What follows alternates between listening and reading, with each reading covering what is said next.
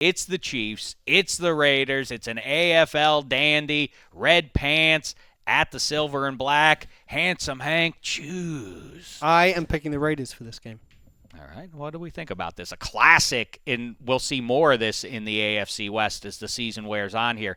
Even better, unstoppable object and unstoppable force. How's that go? Sure. Science lady? I don't know. Yeah. I actually agree Unstoppable with force and movable object. Yeah. Both Broncos defense, Raiders offense, and flip those things upside down. That's going to be fun, but this is sort of a similar thing, although I do think Jamal Charles, I'm waiting for his breakout here, a little delayed because of the comeback from the knee injury. Harmon, how say you? I'm going to actually go with the Chiefs. So I like it. I'm going Raiders.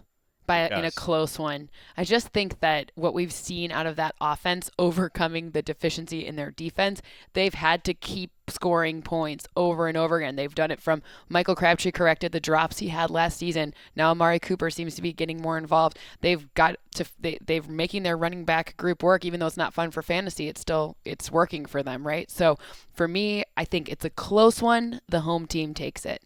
What is the score on this defense? It seems like they really had, I know Carl Joseph, a new piece on the back end there, but that can't be that big a deal. I mean, maybe he'll improve as the season wears on. But I liked Carl Joseph when I watched his tape in college. I thought he was really good. I love him. Yeah, he's an enforcer. Yeah, but I mean, overall, they have some nice pieces on defense. Why is it so crummy? Any thoughts?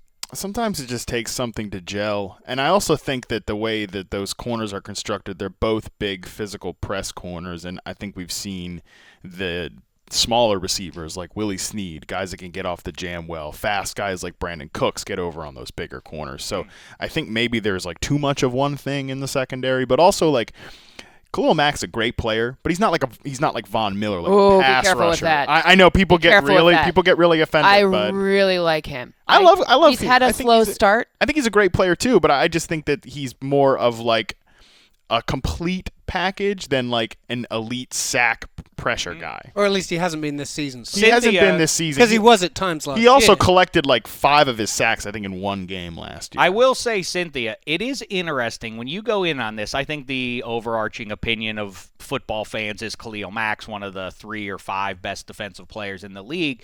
But there are a lot of guys who you can talk to in these hallways who say Khalil Mack is very good, but he's not as good as he's sort of hyped up to be. It's a lot easier to be good when you have DeMarcus Ware on the other side, when you have all of the pieces that Denver and I am in no way diminishing what Von Miller has done. He is absolutely elite, and he's worth every penny that they paid him. Let me just be clear on that. But what I am saying is, when you're one piece of a really amazing collective unit, so you've seen it now in Houston with J.J. Watt out, they haven't performed as well on defense as they have with J.J. Watt in, even though they have the same other people surrounding cast, right?